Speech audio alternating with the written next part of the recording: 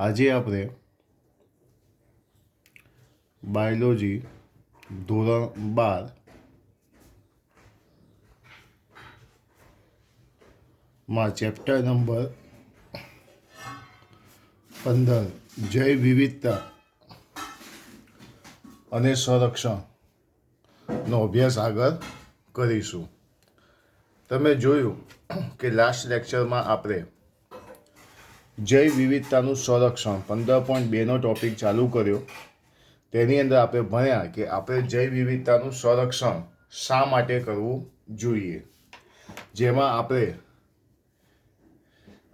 3 વર્ગોમાં વર્ગીકૃત કરેલા કારણો જોયા હતા: સંક્ષિપ્ત રીતે ઉપયોગિતાવાદી, વ્યાપક રીતે ઉપયોગિતાવાદી અને નૈતિક દલીલ.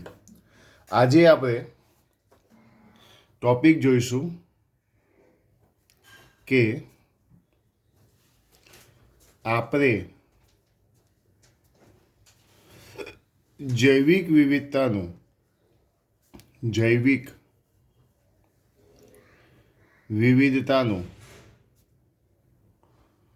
સંરક્ષણ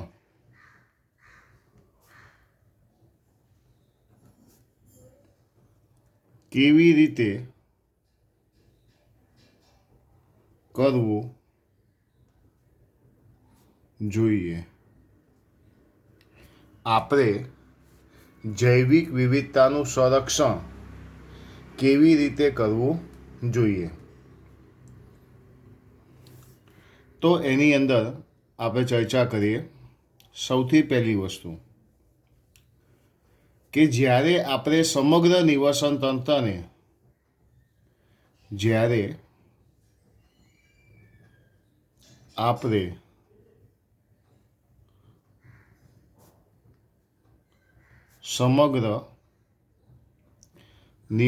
તંત્રને સંરક્ષિત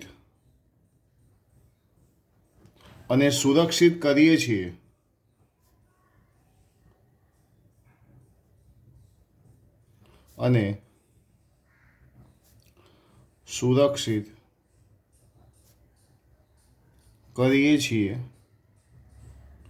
ત્યારે તે જૈવ વિવિધતાના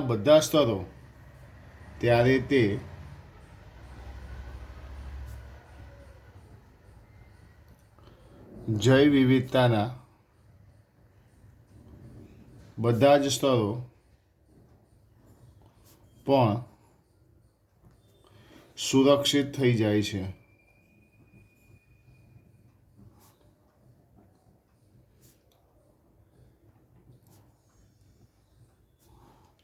જ્યારે આપણે સમગ્ર નિવસન તંત્રને સંરક્ષિત અને સુરક્ષિત કરીએ છીએ ત્યારે તે જૈવ વિવિધતાના બધા સ્તરો પણ સુરક્ષિત થઈ જાય છે.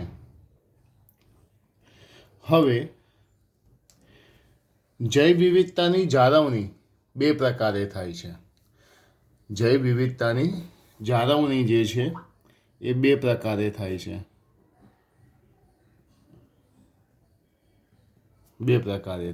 એક, સ્વસ્થાન સંરક્ષણ.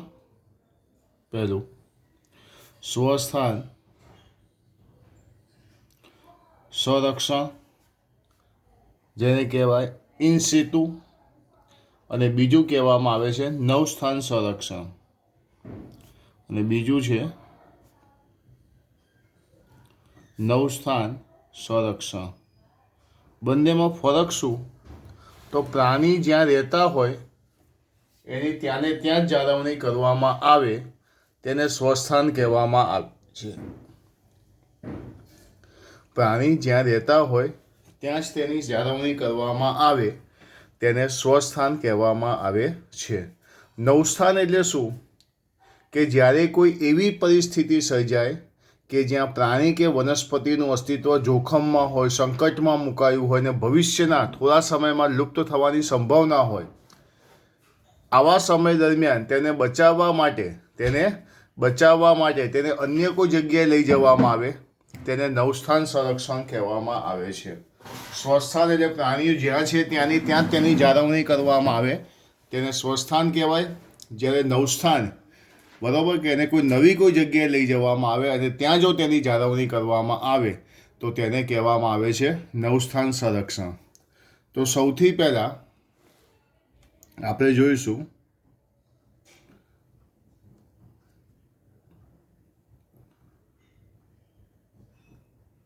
સ્વસ્થાન સંરક્ષણ. આપણે જોઈશું સ્વસ્થાન અને સંરક્ષણ.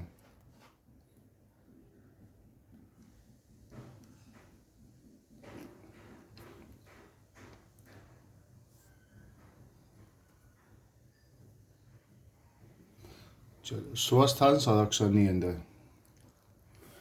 વિકાસ અને સંરક્ષણની વચ્ચેના સંઘર્ષનો સામનો કરવા છતાં પણ રાષ્ટ્રોને અવાસ્તવિક લાગે છે.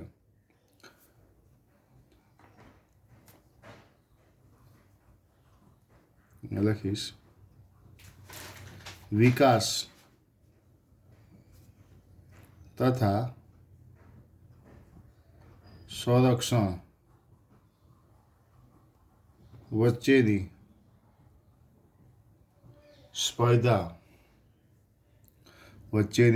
સ્પર્ધાનો સામનો કરવા છતાં પણ રાષ્ટ્રને કેવા લાગે છે? અવાસ્તવિક લાગે છે. તેમજ તમામ પ્રકારની જૈવિક સંપત્તિનું સંરક્ષણ કરવાનું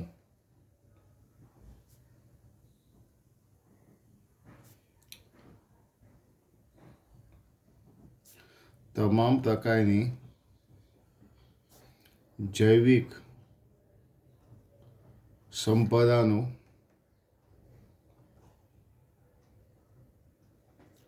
સંરક્ષણ કરવાનું આર્થિક રીતે વ્યવહારિક લાગતું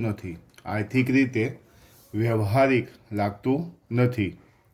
વિકાસ તથા સંરક્ષણ વચ્ચેના સંઘર્ષનો સામનો કરવા છતાં પણ રાષ્ટ્રને અવાસ્તવિક લાગે છે. તેમની તમામ જૈવિક સંપદાની સંરક્ષણ કરવાનું આર્થિક રીતે વ્યવહારિક પણ લાગતું નથી. નિશ્ચિતપણે જેટલા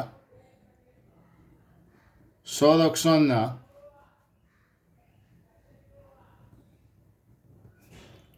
સ્ત્રોતો ઉપલબ્ધ છે, શું કીધું? નિશ્ચિતપણે સંરક્ષણના જેટલા સ્ત્રોતો ઉપલબ્ધ છે તેનાથી વિલોપનમાંથી બચવાની રાહ જોતી જાતિઓની સંખ્યાને બચાવવી દૂરની વાત છે. સંરક્ષણના જેટલા સ્ત્રોતો ઉપલબ્ધ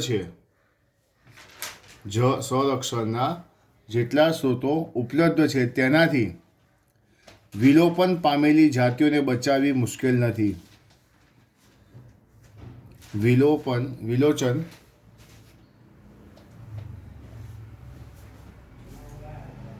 પામતી જાતિઓને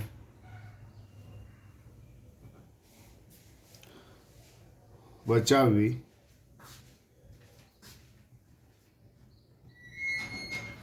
મુશ્કેલ છે.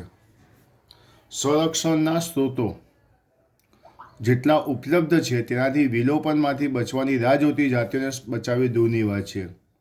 વૈશ્વિક આધાર પર આ સમસ્યા શ્રેષ્ઠ સંરક્ષણવાદીઓ દ્વારા સંબોધવામાં આવે છે.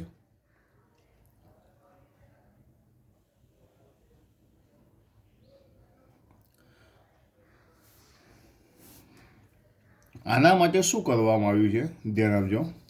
તો વૈશ્વિક આધાર પર આ સમસ્યા શ્રેષ્ઠ સંરક્ષણવાદીઓ દ્વારા કરવામાં આવી છે. શ્રેષ્ઠ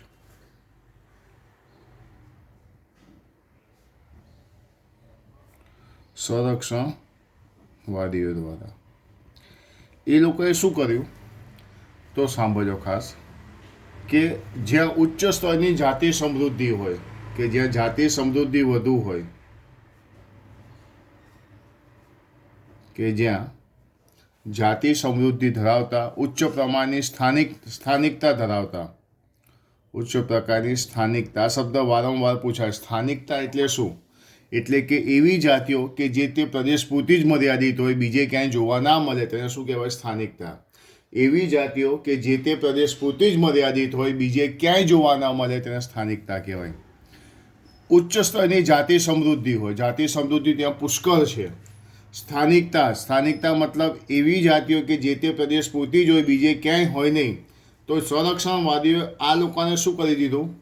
તાત્કાલિક ધ્યાન ખેંચતા પ્રદેશો તરીકે જાહેર કર્યા. તાત્કાલિક ધ્યાન ખેંચતા પ્રદેશો કહેવાય ને. આને કહેવામાં આવે છે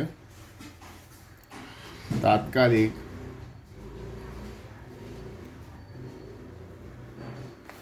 ધ્યાન ખેંચતા પ્રદેશો, જેને હોટ સ્પોટ પ્રદેશો પણ કહેવામાં આવે છે. જેને કહેવામાં આવે છે હોટ સ્પોટ પ્રદેશો. શરૂઆતમાં તેની સંખ્યા 25 હતી. શરૂઆતમાં હોટ સ્પોટ પ્રદેશોની સંખ્યા કેટલી હતી? 25 હતી. ત્યારબાદ યાદીમાં 9 જેટલા હોટસ્પોટ પ્રદેશ પાછળથી ઉમેરવામાં આવ્યા. 9 જેટલા હોટસ્પોટ પ્રદેશ પાછળથી ઉમેરવામાં આવ્યા. હાલમાં તેની સંખ્યા થઈ ગઈ કુલ 34. હાલમાં હોટસ્પોટ પ્રદેશોની સંખ્યા કેટલી છે? 34 છે. આ હોટસ્પોટ પ્રદેશો ઝડપથી ક્ષતિ પામી રહ્યા છે. આ જે હોટસ્પોટ પ્રદેશો જે 34 છે, એમાંથી 3 હોટસ્પોટ પ્રદેશ એવા છે, 3 હોટસ્પોટ પ્રદેશ એવા છે કે જે ભારતમાં આવેલા છે. ફરીથી એકવાર, તાત્કાલિક ધ્યાન ખેંચતા પ્રદેશો એટલે કે હોટસ્પોટ પ્રદેશો. તો હોટસ્પોટ પ્રદેશ કોને કહેવાય? કે જે જગ્યાએ જાતિ સમૃદ્ધિ વધારે હોય, સ્થાનિકતા વધુ હોય, તેની સાચવણી કરવા માટે તાત્કાલિક ધ્યાન ખેંચતા પ્રદેશો નામ આપવામાં આવ્યું. શરૂઆતમાં કેટલા હતા? 25 હતા. પાછળથી 9 ઉમેરવામાં આવ્યા અને ટોટલ કેટલા થયા? 34 થયા. ટોટલ કેટલા થયા? 34 થયા. આ જે 34 જે છે એમાંથી 3 એવા છે કે 3 પ્રદેશો ક્યાં આવેલા છે? તો આ 3 પ્રદેશો જે આવેલા જે છે એ આવેલા છે આપણા દેશની અંદર, ભારતમાં આવેલા છે. ભારતમાં જે 3 જે છે સમજો, એમાં પહેલું પશ્ચિમ ઘાટ અને શ્રીલંકામાં છે. પશ્ચિમ ઘાટ અને શ્રીલંકા. ઇન્ડો બર્મા બીજું, ઇન્ડો બર્મા અને ત્રીજું હિમાલય છે. હિમાલય કે જેને તાત્કાલિક ધ્યાન ખેંચતા પ્રદેશો એટલે કે હોટસ્પોટ પ્રદેશો કહેવામાં આવે છે. ભારતમાં આવા હોટસ્પોટ પ્રદેશોની સંખ્યા કેટલી છે? 3 છે. કઈ જગ્યાએ છે તેની મેં તમને માહિતી આપી. પશ્ચિમ ઘાટ અને શ્રીલંકા, ઇન્ડો બર્મા, હિમાલય. જો આ બધા હોટસ્પોટ પ્રદેશોને ભેગા કરી દઈએ, આ 34 આ બધા હોટસ્પોટ પ્રદેશોને આપણે શું કરીએ? ભેગા કરી દઈએ તો પૃથ્વીના જમીન વિસ્તારના 2% કરતાં પણ ઓછા છે. 2%. પૃથ્વીના જમીન વિસ્તારના 2% કરતાં પણ કેવા છે? ઓછા છે. પૃથ્વીના જમીન વિસ્તારના 2% કરતાં પણ કેવા છે? ઓછા છે. ફરીથી એકવાર જોઈશું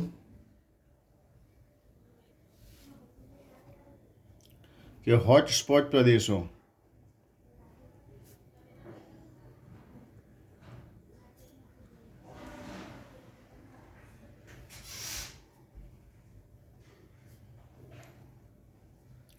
શરૂઆતમાં કેટલા હતા? 25. પછીથી 9 ઉમેરવામાં આવ્યા એટલે કેટલા થયા? 34. આ 34માંથી 3 ક્યાં છે? ભારતમાં. આ 34 પૈકીના 3 ક્યાં છે? ભારતમાં. જેને આપણે નામ આપ્યું હિમાલયની અંદર છે, ઇન્ડો બર્માની અંદર છે, હિમાલયમાં છે, ઇન્ડો બર્માની અંદર છે અને પશ્ચિમ ઘાટ અને શ્રીલંકાની અંદર આપણને જોવા મળે છે. આ જે હોટસ્પોટ પ્રદેશો છે પૃથ્વી પરના જમીન વિસ્તારના 2% કરતાં પણ કેવા છે? ઓછા છે. આ ક્ષેત્રોમાં સામૂહિક રીતે આવરિત જાતિઓની સંખ્યા સૌથી વધુ છે.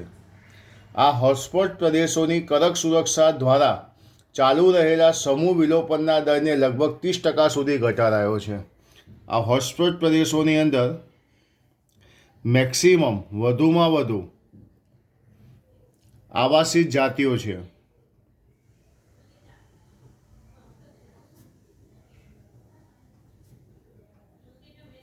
આ જે આવાસિત જાતિઓની સંખ્યા આપણે 30% જેટલી ઘટાડી શક્યા છે.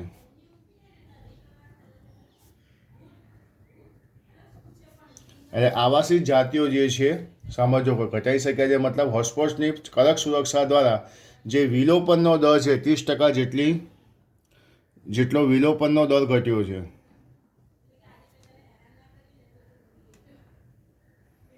બરોબર, એટલે હોટસ્પોટ પ્રદેશોથી ફાયદો થયો છે. અત્યારે જોવા જઈએ તો ભારતમાં પરિસ્થિતિક રીતે અદ્વિતીય અને જૈવ વિવિધતાના સમૃદ્ધ પ્રદેશોને જૈવાવરણ આરક્ષિત વિસ્તારો, રાષ્ટ્રીય ઉદ્યાનો અને અભયારણ્યો તરીકે કાયદાકીય સુરક્ષા આપવામાં આવે છે. એટલે હું અહીંયા લખીશ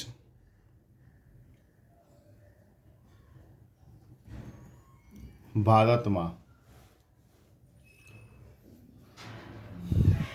જૈવ વિવિધતાના સમૃદ્ધ પ્રદેશો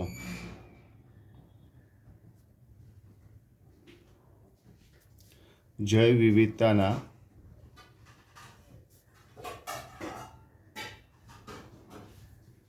સમૃદ્ધ પ્રદેશોની અંદર જોવા જઈએ તો જૈવાવરણ આરક્ષિત વિસ્તારો, એની અંદર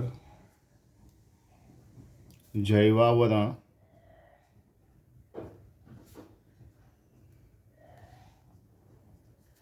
આરક્ષિત વિસ્તારો, રાષ્ટ્રીય ઉદ્યાનો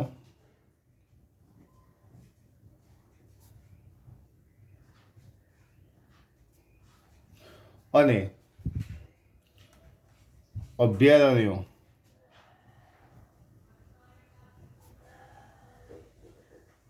નો સમાવેશ થાય છે. જૈવાવરણ આરક્ષિત વિસ્તારો, બીજું રાષ્ટ્રીય ઉદ્યાનો અને ત્રીજું અભયારણ્યનો સમાવેશ થાય છે. હવે જૈવાવરણ આરક્ષિત વિસ્તારો, ભારતમાં 14 જૈવાવરણ આરક્ષિત વિસ્તારો આવેલા છે. રાષ્ટ્રીય ઉદ્યાનોની સંખ્યા 90 જેટલી છે. જ્યારે વન્યજીવ અભયારણ્ય જોવા જઈએ તો 448 જેટલા વન્યજીવ અભયારણ્ય આવેલા છે.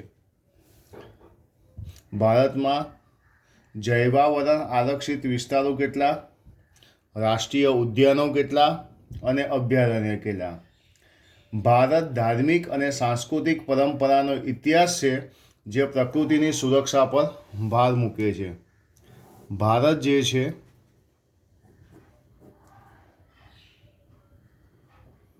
એ ધાર્મિક અને સાંસ્કૃતિક પરંપરાઓનો ઇતિહાસ છે.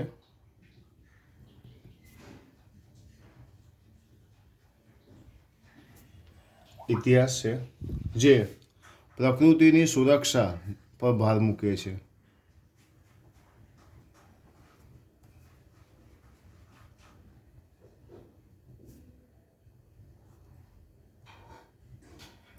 જે પ્રકૃતિની સુરક્ષા પર શું કરે છે? ભાર મૂકે છે. ઘણી સંસ્કૃતિઓમાં જંગલો માટે અલગ હિસ્સો છોડી દેવામાં આવેલો છે. તેમાં બધા પ્રકારના વૃક્ષો, વન્યજીવનની પૂજા કરવામાં આવતી, સમગ્ર રીતે રક્ષણ આપવામાં આવતું હતું. ઘણી સંસ્કૃતિમાં એવું છે કે જંગલો માટે અલગ વિસ્તાર કરી દેવામાં આવે છે. જંગલો માટે અલગ હિસ્સો કરી દેવામાં આવે છે કે જ્યાં રહેલા વૃક્ષો અને વન્યજીવનની પૂજા કરવામાં આવે છે.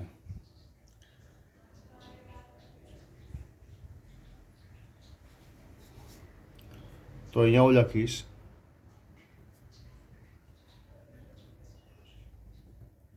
આ પ્રકારના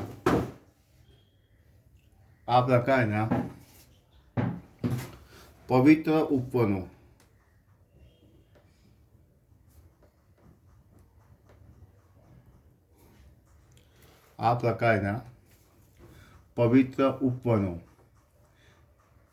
મેઘાલયની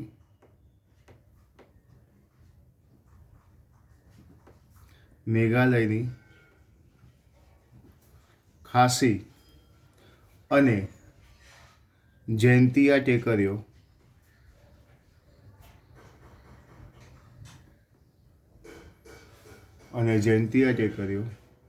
રાજસ્થાનની અરવલ્લી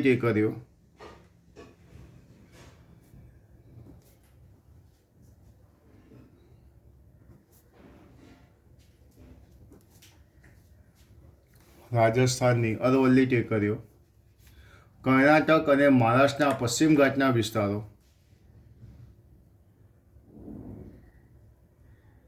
કર્ણાટક અને મહારાષ્ટ્રના પશ્ચિમ ઘાટના વિસ્તારો આ પ્રકારના પવિત્ર ઉપવનો મેઘાલયની ખાસી જયંતિયા ટેકરીઓ, રાજસ્થાનની અરવલ્લીની ટેકરીઓ, મહારાષ્ટ્ર અને કર્ણાટકના પશ્ચિમ ઘાટના વિસ્તારો,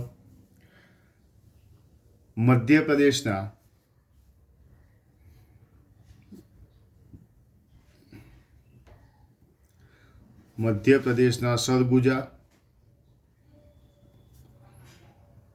ચંદા અને બસ્તર વિસ્તારો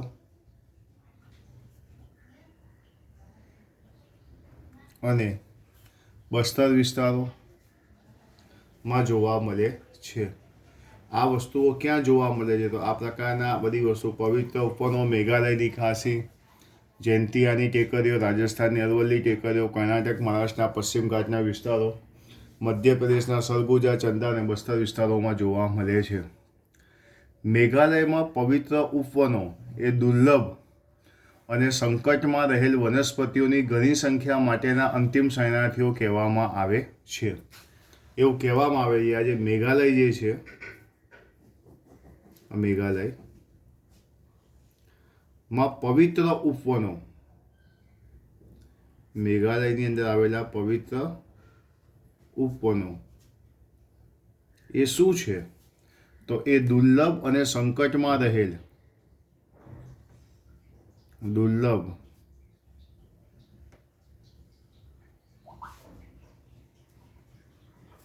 અને સંકટમાં રહેલ વનસ્પતિઓના ઘણી સંખ્યા માટેના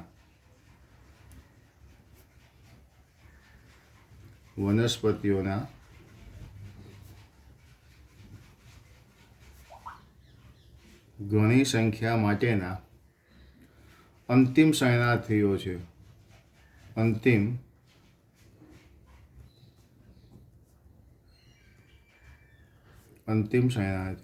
છે. તેવું કહી શકાય. જોઈ લો બધા એકવાર.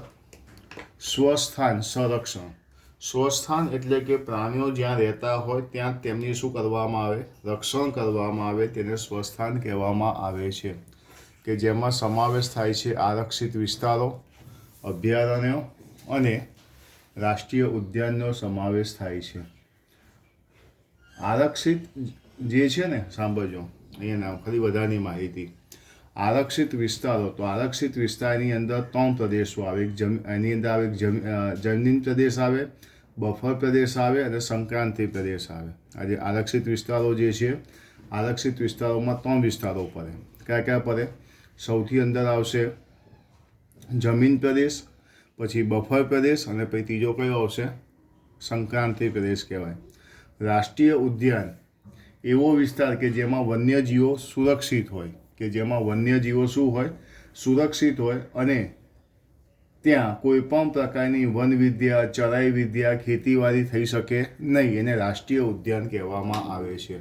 તો રાષ્ટ્રીય ઉદ્યાન એટલે શું? તો રાષ્ટ્રીય ઉદ્યાન એટલે એવા વિસ્તાર કે જ્યાં વન્યજીવો સુરક્ષિત હોય, ત્યાં કોઈ પણ પ્રકારની વન વિદ્યા, ચરાઈ વિદ્યા કે ખેતીવાડી થઈ શકતી ન હોય.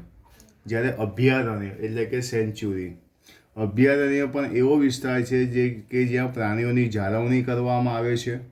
પ્રાણીઓની જાળવણી માટે અનામત વિસ્તાર રાખવામાં આવે છે. ત્યાં કેટલીક પ્રવૃત્તિઓ જેવી કે અભયારણ્યમાં લાકડાની કાપણી, જંગલની લઘુ પેદાશો અને ખાનગી માલિકી હકો વગેરે પ્રાણીઓને નુકસાન ન થાય તે સ્થિતિને ધ્યાનમાં રાખવામાં આવે છે.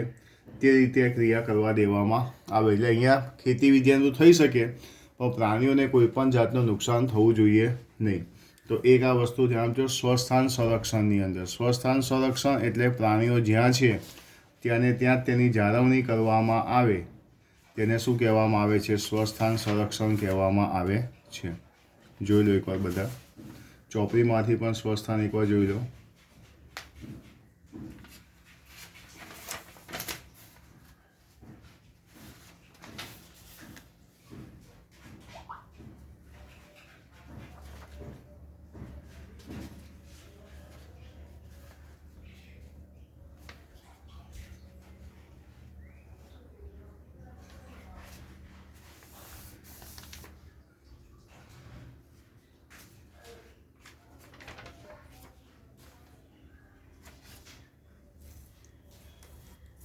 ઓકે, તો ખાસ ધ્યાન આપજો સ્વસ્થાન.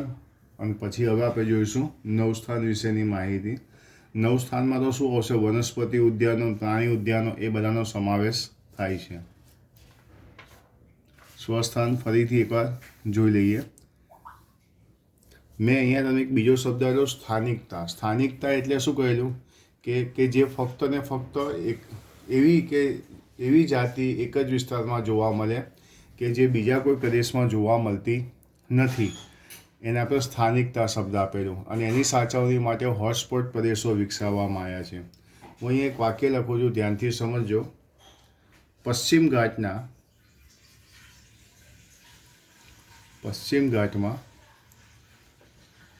સમગ્ર વિશ્વની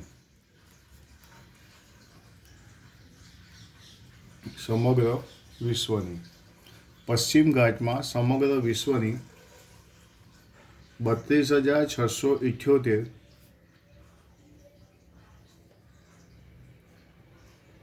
પૃષ્ઠવંશી પ્રાણીઓની જાતિઓ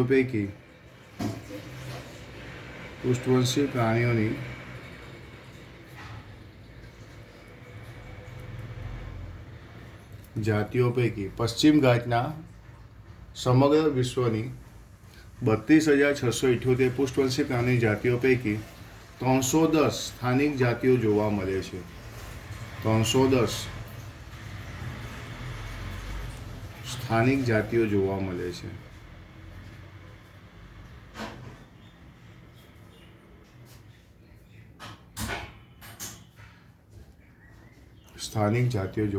છે. પશ્ચિમ ઘાટમાં સમગ્ર વિશ્વની 32,678 પૃષ્ઠવંશી પ્રાણીઓની જાતિઓ પૈકી આટલી પૃષ્ઠવંશી પ્રાણીઓ સમગ્ર વિશ્વમાં છે, એમાંથી 310 જેટલી સ્થાનિક જાતિઓ, મતલબ 310 જાતિ એવી છે જે ફક્ત ત્યાં ને ત્યાં જ જોવા મળે છે, બીજે ક્યાંય જોવા મળતી નથી. તો આને પણ એકવાર બધાએ ખાસ જોવાનું છે. અને સ્વસ્થાન સંરક્ષણ એ બધાએ તૈયાર કરવાનું છે.